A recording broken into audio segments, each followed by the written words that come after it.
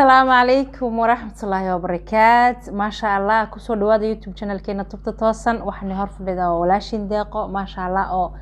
مر لواد هادو جدان الحمد لله إلهي مر لواد يعني اسكو كاني انت أصحاب تهرين ولا سوجكتوا حالنا عاد بدو ما سنتهين انت نقول عصبنا حالنا بليس ودواد قعمن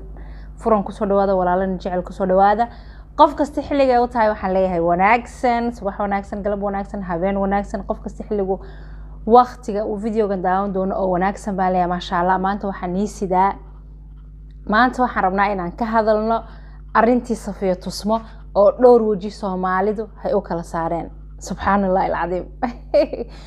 waxaan rabaa 5 qodob inaan kaga hadlo arintii Safiya Tusmo إن شاء الله قف كستنا وحربا وحي رأيي إنه برتا كومنتيغا نوغو سو قرو رأييغاغا waa noo muhiim adiga ba sidoo kale maskaxda kugu jirta dareen baad leedahay sibaad sheekada u aragtaa waxaad noogu soo gudbinaysaa dhanka commentigeena aad baad u mahadsan tahay bal waxaan u guda gali doonaa arintii Safiya Tusmo iyo wajiyada badan ay yeelatay wajiga ugu horeeyay ee arintii Safiya Tusmo ay dadku ku dheeraadeen waxa kamid ah يعني إن لليه هاي ما نكني قبله وحو جورسدي family هم بو جورسدي قبيل هم بيسكو جورسدين وشيكة طلو كدم بيو بل شيكة داس إني قلنا صادو عرقتين كمانتي يعني جوابتي نكوسو جيا هدانا أنا قارن تاس عن رأيي كريبت يسانو أركي سيد وحو جيران عن شيغو إن صفية Tusmo يدا أفكي بدان كي دويد أيا لغا وريستي تيفيغا waraysigeegina qofkii raba YouTube-ka u dhaxyaa la hadaad rabtina waa soo dhigi kara cadeyntaas Safiya Tusmo waxay sheegtay Cabdullaahi wiilka hadda ay isguursadeen oo seeygeega inay markay yaraayeen before intayna gabadhaasi guurasheeda ayna soo marin ilmaheega dhalin inay sheeka ka dhaxaysay isaga iyo ninkaas kadibna ay ku qabatay ninkaas inuu calaaqad kale amba ay gabadh kale ay ku aragtay kadibna ay sidii kaga hadhay taasi waa koow marka maxaan halkaa aan rabaa inaan ka cadeeyo waxaan rabaa meeshaas inaan ka cadeeyo sheekada oranaysa arooskan Safiya Tusmo waa aroos family ay soo qaban qaabiyeen amba ninkaasi waa nin gabadha raba ceebtii shalay toole u Cabdi Cajuun u gabadhaas kaga tagay inuu yani mayro taas waa koo ka bogsada waxaan leenahay waa jacayl soo jiray waa jacayl maalintii loo baahnaa iyo waqtigiisii imid baan leenahay calaf baa ka adeega markii hore laakiin maantana maadaama ay laba qof oo wali nool yihiin alxamdulillah waqtigooga soo gaarsiiyay inuu wiilkaasi gabadhnimada uu ku waayay jacaylkiisa ayaa ahaa jacayl dhab ah oo daacadnimo inuu maanta mar labaad uu gabadhaas helo ma sha Allah ma leenahay qodobka labaad waxaan rabaa inaan kaga hadlo dad badan ayaan fiidiyada badan ma dhageystay oo la leeyahay waxaan rabnaa shaqada Cabdullaahi oo sayga Safiya Tusmo hadda ina ogaano muxuu ka shaqeeyaa war Soomaali Nabi Maxamed waxaan leeyahay horta bal shaqada qofka uu ka shaqeeyo haduu meeshu doono ka shaqeeyo adiga wax ku siin maaye gabadha maanta xaaskiisa Safiya Tusmo oo muuda wax siinay ehelku siinay marka dad badan oo waxaan arkay ninkaasi xabxab uu gadaa beeru ka shaqeeyaa maxay uu ka shaqeeyaa war adduunka nin kasta wuxuu doono ka shaqeyn karaa nin baa madax ah haduu doono beertiisu falanaya u diidi kara marka waxaan leeyahay ninkan shaarkiisa iyo quruxdiisa ka muuqatay horta bal aqliga laga shaqeysay intaanad hadlinin afka wax ka oran waxa la israada afka waxa aan ka leeyahay iyo waxay umadu arkayaan labada wax istagaaya miya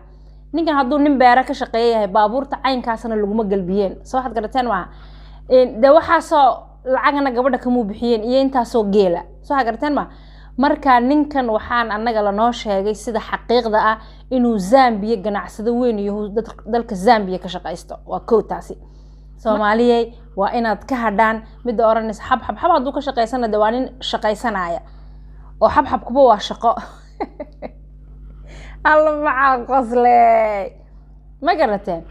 maxaan hadda qodobkeyga ugu horeeyay waxaan kaga hadlay inuu jacaylka Safiya Tusmo amba Safiya Tusmo arooskeygu yahay aroos yani labadooda dhankooga ka yimid siiba dhanka wiilka oo intaas oo sana gabadha u soo samraan leenahay ma sha Allah jacaylkiinu hawaaro awlaad khayr qabtan Allah hani kala siiyo qodobkeyga labaad waxaan kaga hadalnay shaqada Cabdullaahi Yuusuf Aare oo sayga hadda cusub ee Safiya Tusmo inuu yahay nin ganacsada ah oo quruxdiisa iyo qosolkiisa iyo waxaan ku yiri xaragadiisa ay ka muuqato ninkaasi wuxuu haysto alabaare Soomaaliya Allah laga boqonin beero faqisa uma labiste waa laba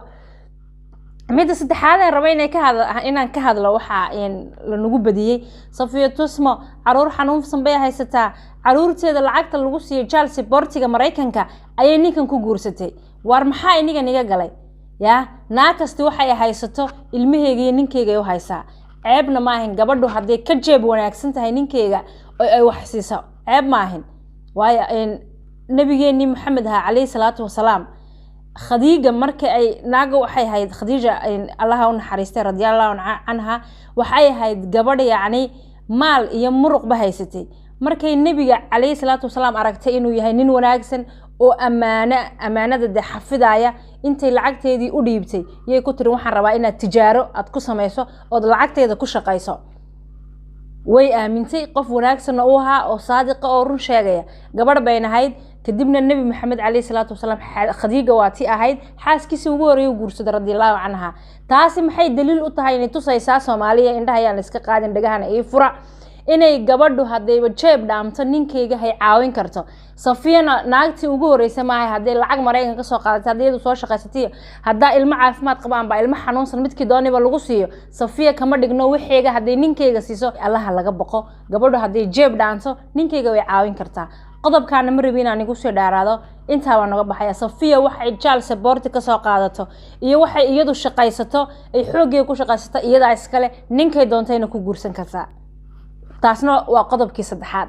qodobka afraad ee rabo inaan ka hadlo waxay tahay 120 ka geel ee Safiya Tusmo laga bixiyay saxmiya mise waxba kama jiraan in qofku horta isaga choice-kiisa leh wiilka gabadha guursanayna wuxuu rabo ayuu naagta u rabo ka bixin karaa amba garoob ha noqoto amba gabadh ha noqoto amba mid isaga cajabisay haday doontaba ha noqotee midda 120 ka geelna hadaa la siiyay hadaa la siin anaga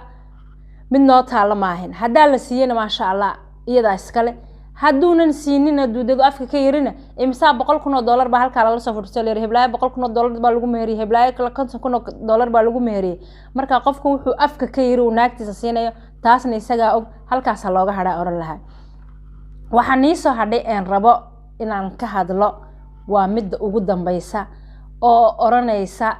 inuu Cabdullaahi Yuusuf Aare hu yahay nin ma sha Allah nimankii Soomaaliyeed oo dhan waxay qaban waayeen nin qabtay aniga iyo halkay ka yahay maanta aniga agteeda Cabdullaahi Yuusuf Aare wuxuu ka yahay haliyay amba 120 oo geel ha bixiyo amba Safiya Tusmo iyada lacagteeda ha lagu guursado soo agarteen ma shalay waata Safiya Tusmo abaal weyday oo iyadoo ninkii aad ogeydeen Cabdi Cajuun sida wax kasta uu siinaysa oo sida uu ooyso $5,000 baan sida malaha ugu soo diriyay waxaan baan u baahanahay naagteeda iga xanuunsan ilmahayga xanuunsan wax kasta ay siinaysay waa kii wuxuu ku sameeyay hada aragteen laakiin Cabdullaahi Yuusuf Aare aniga maanta agteeda wuxuu ka yahay haliyay wiilasha Soomaaliyeed oo dhan magaceega wata waaye gabadh shalay la xumeeyay halka wuxuu nooga cadeeyay gabdhaha Soomaaliyeed xumaan kasto lagu sheego inayna xumaan lahayn waa koow oo gabadh kasti ay xumaan ka nasahan tahay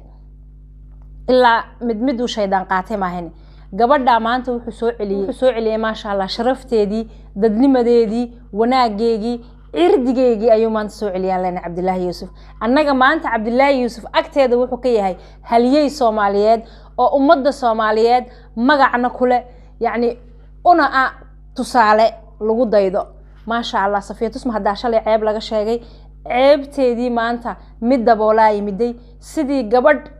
urdin oo 15 jir loo soo dooni lahaana u soo doonay aroosida loo dhigana waa aragnay ma sha Allah hadda waxaan rabaa halkan inaan hambalyadeedii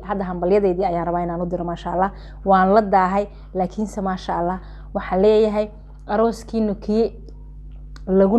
nagaada Allah ka dhiga ma sha Allah awlaad khayr qabta oo farabadana insha Allah Ilaahay baan iga rajaynaynaa mid aan rabo inaan ka hadlana waxay tahay ninka Cabdi Cajuun wixiis waa past waa wax tagay ya wax tagayna hore loo yiri Soomaali wax tagayna tiigsimaad male